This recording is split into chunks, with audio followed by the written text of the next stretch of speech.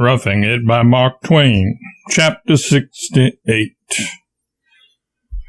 While I was in Honolulu, I witnessed the ceremonious funeral of the King's sister, Her Royal Highness the Princess Victoria. According to the royal custom, the remains had lain and stayed at the palace 30 days, watched day and night by a guard of honor. And during all that time, a great multitude of natives from the several islands had kept the palace grounds well crowded and had made the place a pandemonium every night with their howlings and wailings, beating of tom-toms and dancing of them, at other times forbidden hula-hula, by half-clad maidens to the music of songs of questionable decency chanted in honor of the deceased. The printed program of the funeral procession interested me at the time, and after what I have just said of Hawaiian grandiloquence in the matter of playing empire, I am persuaded that a perusal of it may interest the reader. After reading the long list of dignitaries, etc., and remembering the sparseness of the population, one is almost inclined to wonder where the material for that portion of the procession devoted to Hawaiian population generally is going to be procured. Undertaker, Royal School, Kauai School, Roman Catholic School, May School, Honolulu Fire Department, Mechanics Benefit Union, Attendant Physicians, Konehiki Superintendents of the Crown Lands, Konehikis of the private lands of His Majesty, Konehikis of the private lands of Her late Royal Highness, Governor of Oahu and staff, Hulamanu Military Company, Household Troops, the Prince of Hawaii's own military company, the King's household servants, servants of Her late Royal Highness, Protestant clergy, the clergy of the Roman Catholic Church, His Lordship Louis Margaret, the Right Reverend Bishop of Erythea, Vicar Apostolic of the Hawaiian Islands, the clergy of the Hawaiian Reformed Catholic Church, His Lordship the Right Reverend Bishop of Honolulu, Her Majesty Queen Emma's carriage, His Majesty's staff,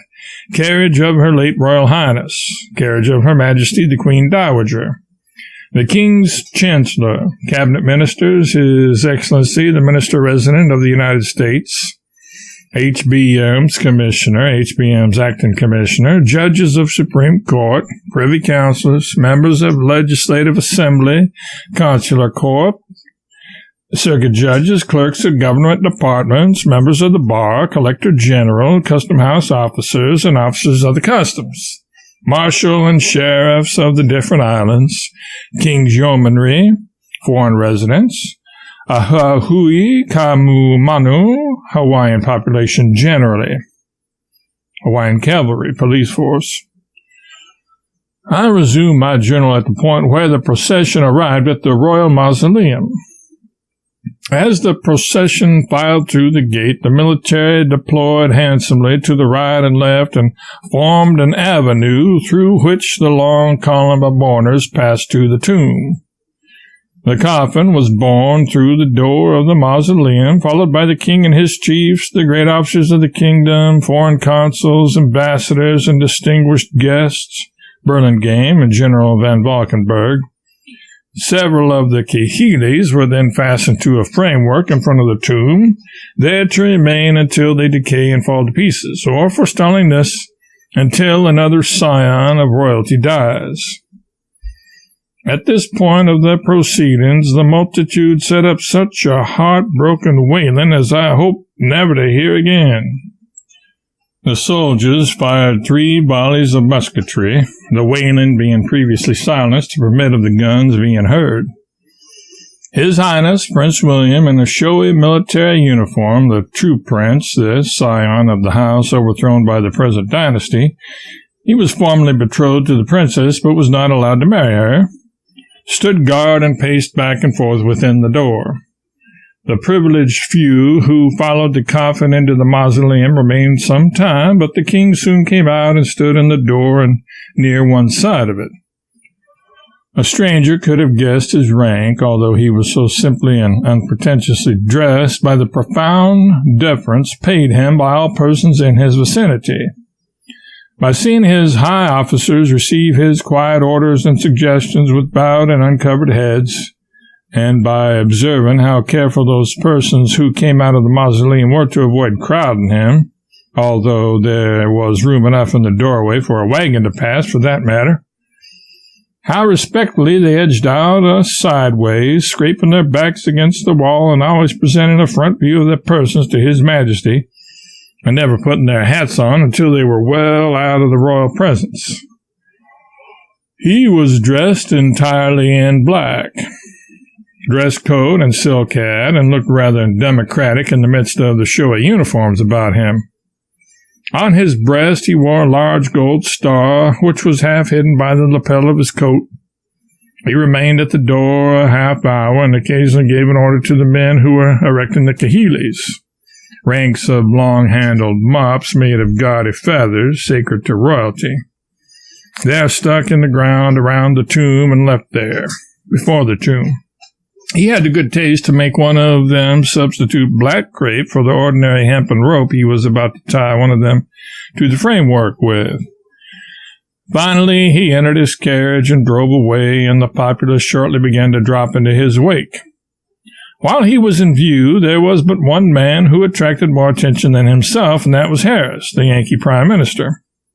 This feeble personage had crape enough around his hat to express the grief of an entire nation, and, as usual, he neglected no opportunity of making himself conspicuous and exciting the admiration of the simple Kanakas. Oh, noble ambition of this modern Ricolao! It is interesting to contrast the funeral ceremonies of the Princess Victoria with those of her noted ancestor Kamehameha the Conqueror, who died 50 years ago, in 1819, the year before the first missionaries came. On the 8th of May, 1819, at the age of 66, he died as he had lived in the faith of his country.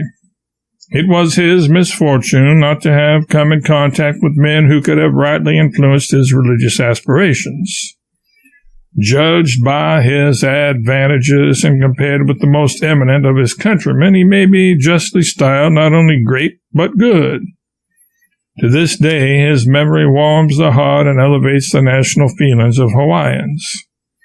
They are proud of their old warrior king. They love his name. His deeds form their historical age, and an enthusiasm everywhere prevails, shared even by foreigners who knew his worth, that constitutes the firmest pillar of the throne of his dynasty. In lieu of human victims, a custom of that age, a sacrifice of 300 dogs attended his obsequies. No mean holocaust when their national value and the estimation in which they were held are considered.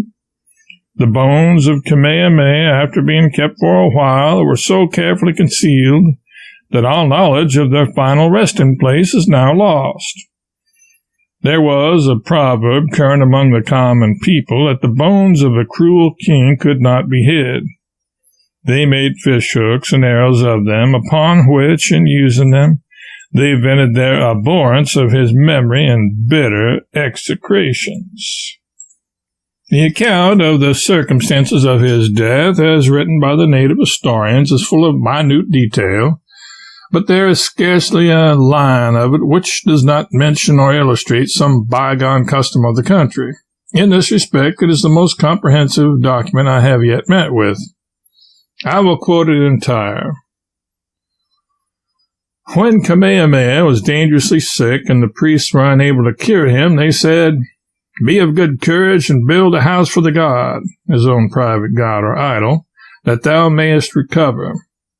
The chiefs corroborated this advice of the priests, and the place of worship was prepared for Kukilamoku and consecrated in the evening.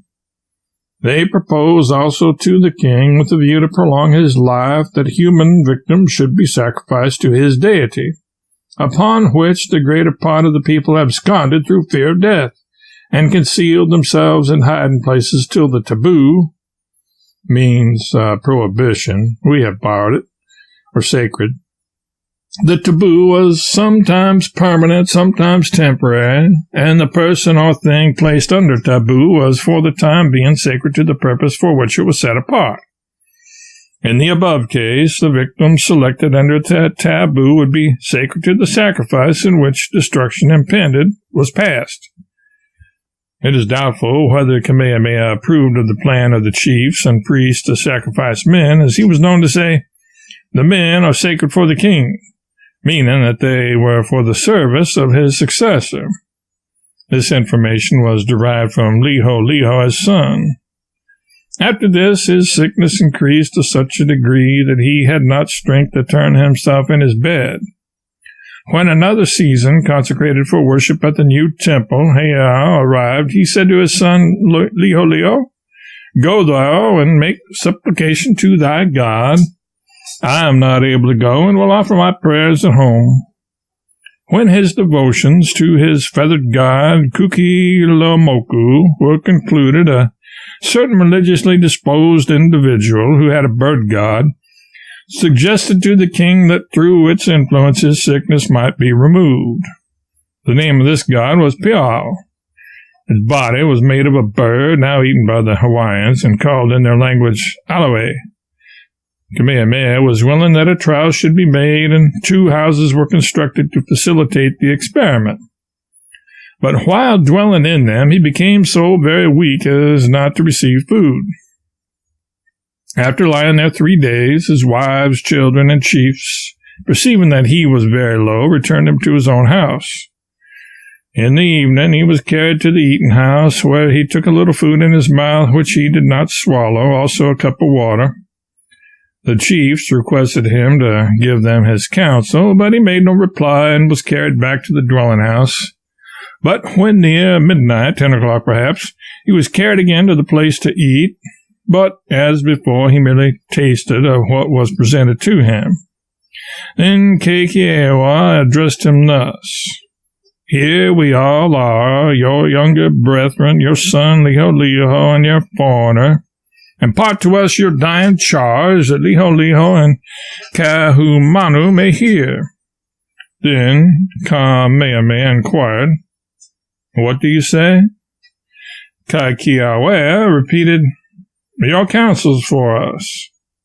He then said, "Move on in my good way," and he could proceed no further.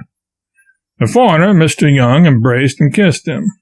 Hoapili also embraced him, whispering something in his ear, after which he was taken back to the house. About 12, he was carried once more to the house for eating, into which his head entered while his body was in the dwelling house immediately adjoining. It should be remarked that this frequent carrying of a sick chief from one house to another resulted from the taboo system then in force. There were at that time 6 houses, huts, connected with an establishment. One was for worship, one for the men to eat in, an eating house for the women, a house to sleep in, a house in which to manufacture kepa, native cloth, and one where, at certain intervals, the women might dwell in seclusion. The sick was once more taken to his house when he expired. This was at 2 o'clock, a circumstance from which Leiloihoku derived his name. As he breathed his last, Kaleamoku came to the eating house to order those in it to get out. There were 2 aged persons thus directed to depart. One went, the other remained on account of love to the king, by whom he had formerly been kindly sustained. The children also were sent away. Then Kaleamoku came to the house, and the chiefs had a consultation. One of them spoke thus: "This is my thought. We will eat him raw." This sounds suspicious in view of the fact that all Sandwich Island historians, white and black, protest that cannibalism never existed in the islands. However, since they only proposed to eat him raw, we won't count that. But it would certainly have been cannibalism if they had cooked him. Mark Twain. Kahumanu, one of the dead king's widows, replied, "Perhaps his body is not at our disposal. That is more properly with his successor. Our part in him, his breath, has departed. His remains will be disposed of by Liho-Liho." After this conversation, the body was taken into the consecrated house for the performance of the proper rites by the priest of the new king. The name of this ceremony is Uko, and when the sacred hog was baked, the priest offered it to the dead body, and it became a god, the king at the same time repeating the customary prayers. Then the priest, addressing himself to the king and chief, said, I will now make known to you the rules to be observed respecting persons to be sacrificed on the burial of this body. If you obtain one man before the corpse is removed, one will be sufficient. But after it leaves his house, 4 will be required. If delayed until we carry the corpse to the grave, there must be 10. But after it is deposited in the grave, there must be 15. Tomorrow morning there will be a taboo, and if the sacrifice be delayed until that time, 40 men must die. Then the high priest, Hewa, inquired of the chiefs, Where shall be the residence of King Liholiho? They replied, Where indeed? You of all men ought to know. Then the priest observed, There are 2 suitable places. One is Kau, the other is Kohala. The chiefs preferred the latter as it was more thickly inhabited. The priest added, These are proper places for the king's residence, but he must not remain in Kona, for it is polluted. This was agreed to. It was now break of day. As he was being carried to the place of burial, the people perceived that their king was dead, and they wailed. When the corpse was removed from the house to the tomb, a distance of 1 chain, the procession was met by a certain man who was ardently attached to the deceased. He leaped upon the chiefs who were carrying the king's body. He desired to die with him on account of his love. The chiefs drove him away. He persisted in making numerous attempts, which were unavailing. Kalaimoka also had it in his heart to die with him, but was prevented by Hukio. The morning following Kamehameha's death, Liholiho and his train departed for Kohala, according to the suggestions of the priest, to avoid the defilement occasioned by the dead. At this time, if a chief died, the land was polluted, and the heirs sought a residence in another part of the country until the corpse was dissected and the bones tied in a bundle, which being done, the season of defilement terminated. If the deceased were not a chief, the house only was defiled, which became pure again on the burial of the body. Such were the laws on this subject. On the morning on which Liholiho sailed in his canoe for Kohala, the chiefs and people mourned after their manner on occasion of a chief's death, conducting themselves like madmen and like beasts. Their conduct was such as to forbid description. The priests also put into action the sorcery apparatus that the person who had prayed the king to death might die. For it was not believed that Kamehameha's departure was the effect either of sickness or old age. When the sorcerers set up by their fireplaces sticks with a strip of copper flying at the top, the chief Kiaumoku, Keahumanu's brother, came in a state of intoxication and broke the flagstaff of the sorcerers, from which it was inferred that Keahumanu and her friends had been instrumental in the king's death. On this account, they were subjected to abuse. You have the contrast now, and a strange one it is. This great queen, Keahumanu, who was subjected to abuse during the frightful orgies that followed the king's death, in accordance with ancient custom, afterward became a devout Christian and a steadfast and powerful friend of the missionaries. Dogs were, and still are, reared and fattened for food by the natives, hence the reference to their value in one of the above paragraphs. 40 years ago, it was the custom in the islands to suspend all law for a certain number of days after the death of a royal personage, and then a saturnalia ensued, which one may picture to himself after a fashion, but not in the full horror of the reality. The people shaved their heads, knocked out a tooth or two, plucked out an eye sometimes, cut, bruised, mutilated, or burned their flesh, got drunk, burned each other's huts, maimed or murdered one another according to the caprice of the moment, and both sexes gave themselves up to brutal and unbridled licentiousness. And after it all came a torpor, from which the nation slowly emerged bewildered and dazed, as if from a hideous, half-remembered nightmare. They were not the salt of the earth, those gentle children of the sun. The natives still keep up an old custom of theirs which cannot be confident to an invalid. When they think a sick friend is going to die, a couple of dozen neighbors surround his hut and keep up a deafening wailing night and day till he either dies or gets well. No doubt this arrangement has helped many a subject to a shroud before his appointed time. They surround the hut and wail in the same heartbroken way when its occupant returns from a journey. This is their dismal idea of a welcome. A very little of it would go a great way with most of us.